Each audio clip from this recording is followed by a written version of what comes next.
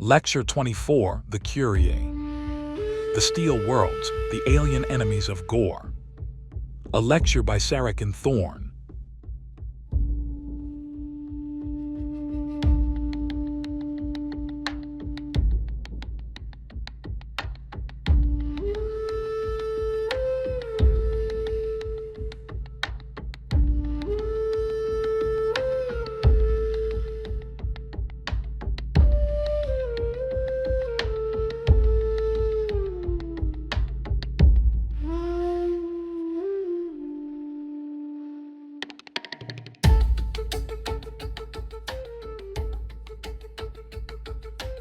Part 1 Opening.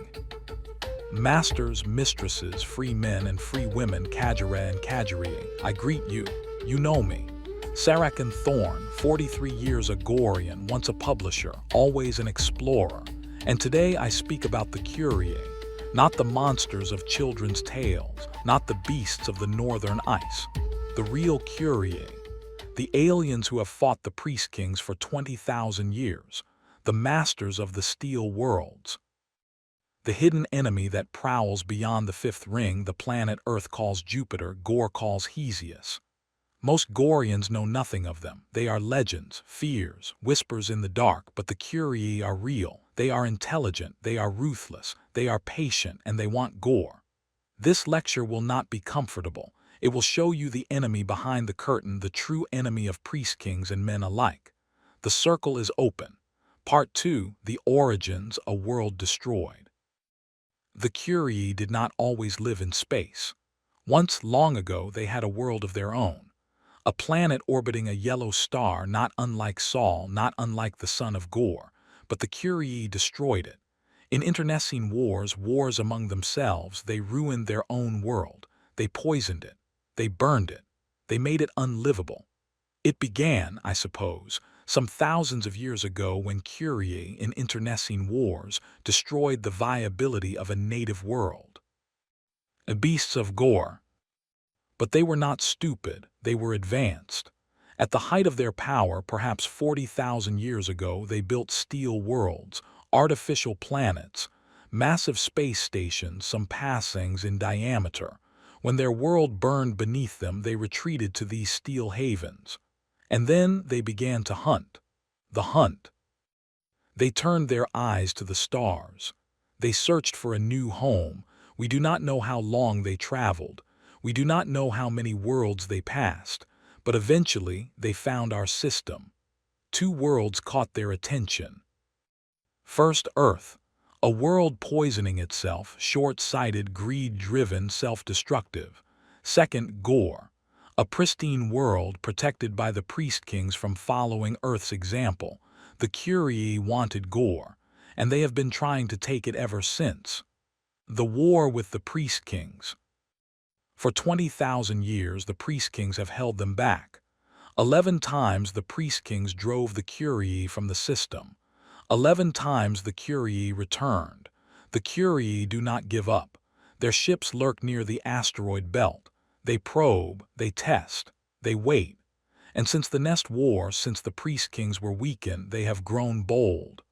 Part 3, The Steel Worlds. The steel worlds are not moons. They are not asteroids. They are artificial planets built by the Kurii in the distant past when their technology was at its peak. Their state at that time was sufficiently advanced technologically to construct small steel worlds in orbit, each some passings in diameter. Beasts of Gor. These worlds are the homes of the Kurii. They contain living quarters, nurseries for the young, training grounds for the killings, factories for weapons and ships, and hibernation chambers for dormant Kurii. The steel worlds are led by a high council of 72 members, elected from the 1,000 tribes of the cliffs. They operate under ship loyalty and ship law. A criminal's presence is not required at trial. Evidence against the court is inadmissible. Speaking on behalf of a criminal is forbidden. You have little chance of being found innocent. Much depends on which faction is in power and who is currently in favor. The military hierarchy. The number 6 is of special significance to the Kurii. 6 fingers on each hand. A base 12 mathematics, 12 hours in a Kur day. Their military units are built on multiples of 12. 6 Kurii form a hand. The leader of a hand is called an eye. 2 hands and their 2 eyes form a larger unit called a Kur or beast. This unit is commanded by a leader called a blood.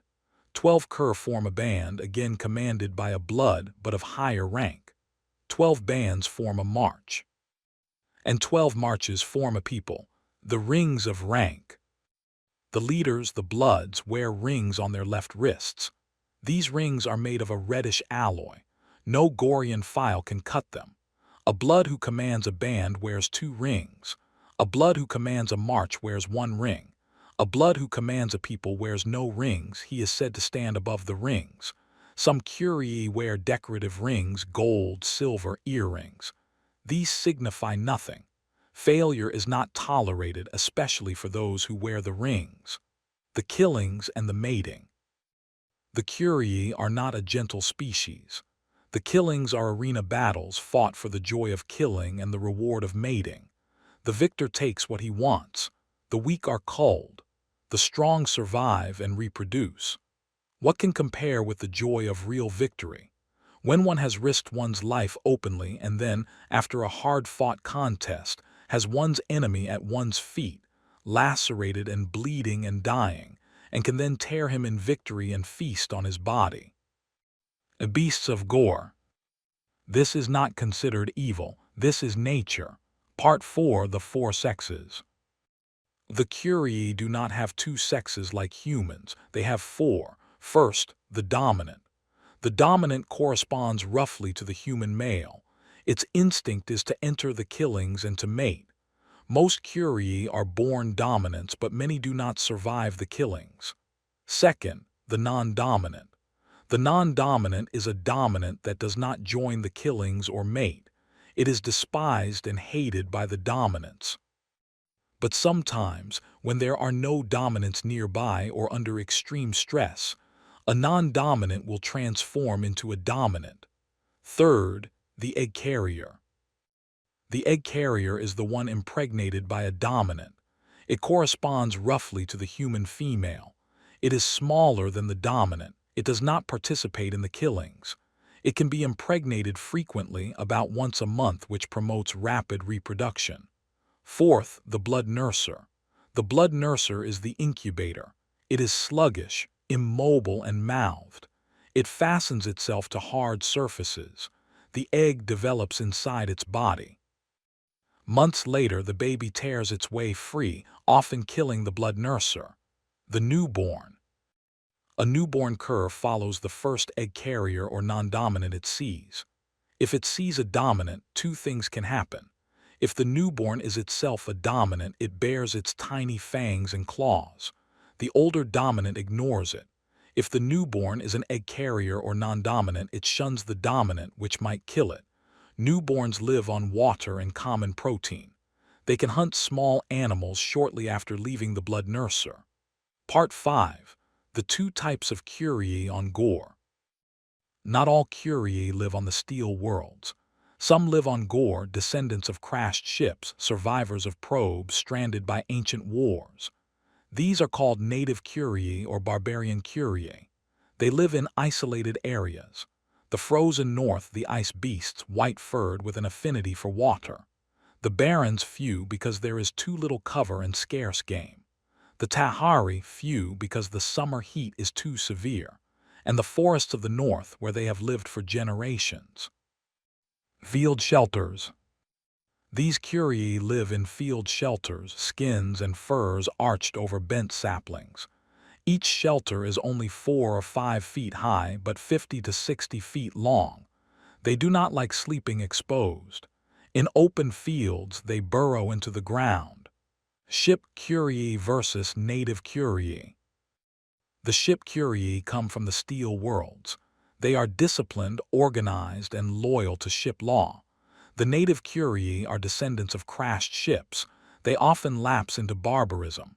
The Ship Kurii can speak Gorian poorly. They prefer translators. The Native Kurii rarely speak Gorian at all. The Ship Kurii command respect. The Native Kurii are used as tools by their betters. The Ship Kurii regard the Native Kurii as a different, lesser, inferior breed, expendable in the strategies of their betters. Yet they use them. Native Kurii can move through Gor without attracting the attention that a Ship Kurii would draw. They are the ground troops, the explorers, the spies, and sometimes they are the sacrifice. Part 6. Appearance and Biology. Size and build. The Kurii is 7 to 9 feet tall. It weighs 700 to 900 pounds. Its arms are longer and larger than its legs. Its biceps are about 8 inches wide. Its wrists about 5 inches wide. It can move on all fours faster than a Tarsk over short distances. It is an excellent climber. Hands and feet. The Kurii has 6 digits on each hand. The hands are clawed, paw-like, extra-jointed, almost like tentacles. The hand claws are usually filed to allow the use of tools. Most Kurii are right-handed. The foot claws are retractable. They are usually not filed. They are over 4 inches long. Fur. The most common fur color is dark brown, but they can also be brownish red, sable, or white. White-furred Kurii are called ice beasts. They hunt from ice flows and have an affinity for water, unlike other Kurii. A mottled white coloration usually denotes disease. Head and senses. The head is as wide as a large man's chest. The mouth is large enough to cover a man's head. It contains 2 rows of fangs. 4 are prominent canines. The upper 2 are long and curved. The tongue is dark. The eyes are large and round with black pupils and a yellowish cornea. They have excellent night vision. They adjust to light changes faster than humans. The ears are large, pointed, and wide. They can lay flat against the head. The snout is wide and leathery with 2 slit-like nostrils. Their tracking capacity is between that of a laurel and a sleen. Blood and digestion. Their blood is red, but the plasma has a very high salt content that acts as a protein solvent. They can eat vast quantities of meat that would kill a human. They have a second stomach, a storage place where food is not digested. Food can be moved at will to the true stomach. They have good metabolic control. They can slow or speed digestion at will. Language. They speak with rumbles, snarls, growls, and half-roars. It is difficult for humans to reproduce. Their phonemes elude representation in human alphabets. Most Kurii cannot speak Gorian. It is painful and difficult. When they do speak it, it is a horrifying approximation. They prefer translators of box-like devices that produce flat, mechanical, awkward speech. Psychology. They are highly intelligent, though not as intelligent as priest kings. They are vain. They groom themselves obsessively with combs and brushes. They do not believe in immortality. A sprinkling of dust on a body counts as a burial. They respect the sleen as a worthy adversary. They do not eat other Kurii. Part 7. Technology of the Kurii. The Kurii possess technology far beyond human understanding, but it is the remnant of a higher age. 40,000 years ago, their technology was far greater. Most of it was destroyed in their internecine wars. What remains is still formidable. Ships. Most Kurii ships are black and saucer-like. They are similar to Priest King ships, but they have observation apertures which Priest King ships lack. They are about 30 feet in diameter and 8 feet high, though other sizes exist. They have hatches on the top and side. The side hatch opens to form a ramp. They have radar screening devices and light camouflage systems to avoid detection. They are observed near Jupiter and sometimes closer. Weapons. The Kurii have projectile weapons. They fire 6-inch-long, conical, gas-impelled darts. The weapons have carved wooden stocks with unusual designs. They are fired by a button on the forepart of the stock. The darts explode on impact, searing and lethal. Invisibility rings. The invisibility rings were created by a Kur scientist named Prastak of the Cliff of Karash. He was secretive. Before he died, he destroyed his plans. He left behind 5 rings. 3 were destroyed. 1 was lost on Earth. 1 was used in the Tahari. The 5th ring remains on a steel world too precious to risk. The ring is heavy gold with a silver plate. When the bezel is turned inward, a circular switch is exposed. Pressing it activates a light diversion field. The wearer becomes invisible. Within the field, the wearer sees everything in a reddish light. Communications. The Kurii have translators, box-like devices with a small, conical red light. They use chemical brands invisible until a reagent is applied. They use scent signals and chemical messages. And they use atmospheric light displays, aurora-like signals created by charged particles. These are used to send messages to agents across Gor, complexes and bases. The Kurii have hidden bases on Gor. The most famous was a vast complex in the northern ice commanded by Hafir. These complexes are automated. They contain mines, storage depots, and self-destruct mechanisms. They also maintain contact points on Earth, hidden bases for their agents. Chronometry. The Kur day is divided into 12 hours. The Gorian day has 20. The Kurii use base 12 mathematics, 6 digits on each hand. Their clocks are calibrated to the rotation of their original world. This is one reason they want Gor. The day-night cycle is similar to their lost home. Part 8. Hafir, the General. The most famous Kur on Gor is Zarandargar, called Hafir by humans. He is a great war general of the Kurii, sent to Gor to prepare the way for invasion. His left ear is half torn away, hence his name. His complex. Hafir commanded a vast supply depot in the northern ice. It was designed to arm, fuel, and logistically support the invasion of Gor. The complex was mostly automated. Only 200 humans and 20 Kurii ran it. It was built within an ice island, gyroscopically stabilized, mined from within. The mined ice was shredded and discarded into the sea, attracting no attention. The march south. Hafir planned to lead a march of Kurii south through Torvaldsland. They did not wish to fight their way. They wished to pass through easily, conserving their numbers and reach the fertile lands of the south. If the Priest Kings did not stop them, Gor might become a Kur world. If the Priest Kings did stop them, they would reveal their weakness, and the full invasion would begin. The march was a probe. The destruction.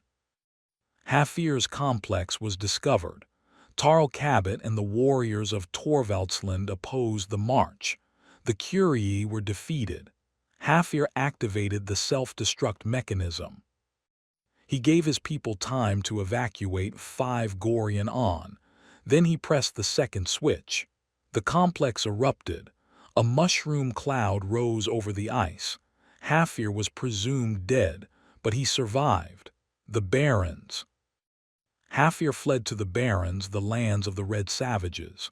A Kurii death squad was sent to kill him. He was declared a traitor. Tarl Cabot found him there. They fought together against the death squad. Hafir learned that the death sentence had been lifted. He returned to the Steel Worlds to lead his people once again. The relationship with Tarl Cabot. Hafir and Tarl Cabot are not friends. They are warriors. They respect each other's abilities. They understand the laws of battle. They know that they will always be enemies, but that battle joins them as brothers. I think he regretted sending me out upon the ice to be rent by the white cur. Hafir, I think, was a lonely soldier, a true soldier with few with whom he could speak, with few with whom he could share his thoughts. Beasts of Gor. They spoke of trophies and honor, of the joy of victory. They understood each other. And when they parted as warriors, not as friends, not as enemies, as something in between. Part 9. Kurii and humans. And Kurii as slavers. The Kurii raid Earth for women. They have agents on Earth, humans who do their bidding. They select for two things, femininity and intelligence. The women are brought to Gor in slave capsules, stripped, drugged, with identification anklets locked on their left ankles. They are sold in Gorian markets or used as food. I have great respect for the taste and discrimination of Kur slavers. I think they can recognize the slave in a woman at a glance. I have never known them to make a mistake. Explorers of Gor. Kur slavers do not usually brand their girls. It is their first Gorian master who puts the brand on them. Human agents. The Kurii cannot operate openly on Gor. The priest kings would destroy them, so they use human agents. These agents infiltrate Gorian cities, they spy, they sabotage, they prepare the way for invasion. They are paid in gold or in promises. They know that if they fail, the Kurii will not forgive. Kurii do not make friends. The Kurii do not make friends of humans. They use them and then eliminate or eat them. They believe themselves superior to man.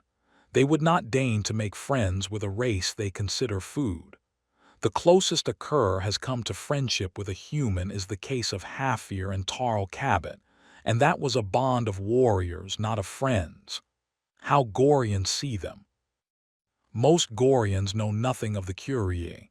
They would see a Kur and attack it or flee. Kurii do not walk the streets of Gorian cities. They are hidden in basements, in caves, in secret compounds. A Gorian who sees a Kur sees a monster, but the Kur is not a monster. He is an enemy, and he is patient. Part 10, the war continues. The priest kings have held the Kurii at bay for 20,000 years. But the next war weakened them. The Kurii sense this. They are probing, they are testing. The Thorvaldsland March failed, but it was only a probe. Hafir was defeated, but he returned to the Steel Worlds. The invasion has not come yet, but it will. The Kurii are rational, they are cautious, they are patient, but when they strike, they will strike hard. The political landscape of the Steel Worlds. Not all Kurii agree on strategy. Some want to destroy Gor to get to Earth. Others want to preserve Gor and conquer it. The party that was willing to destroy Gor to secure Earth fell from power after their project failed. Hafir was not of that party. Now a new strategy is afoot. Infiltration, subtlety, human agents. The Kurii are learning, and they are not giving up. What this means for role-play. Do not play Kurii as mindless beasts. They are intelligent, they are strategic. They have a culture, a history, a language. They are not evil, they are alien. A Kur who respects a human enemy may spare him not out of mercy, out of honor. A Kur who is cornered will fight to the death. A Kur who serves the Steel Worlds is bound by ship law, and ship law is absolute. Play the Kur as a worthy adversary, not a monster, an enemy, and that is far more frightening. Part 11, Closing the Circle. I have spoken, now I ask, have you seen the enemy? They are out there, beyond the fifth ring, in the asteroid belt. In hidden bases on Gor, they are patient, they are cunning, they are fierce. They want Gor, and they will not stop until they have it. The priest kings have held them back for 20,000 years, but the priest kings are weaker now. The Kurii sense it. The war continues. And you may be part of it. The circle is yours.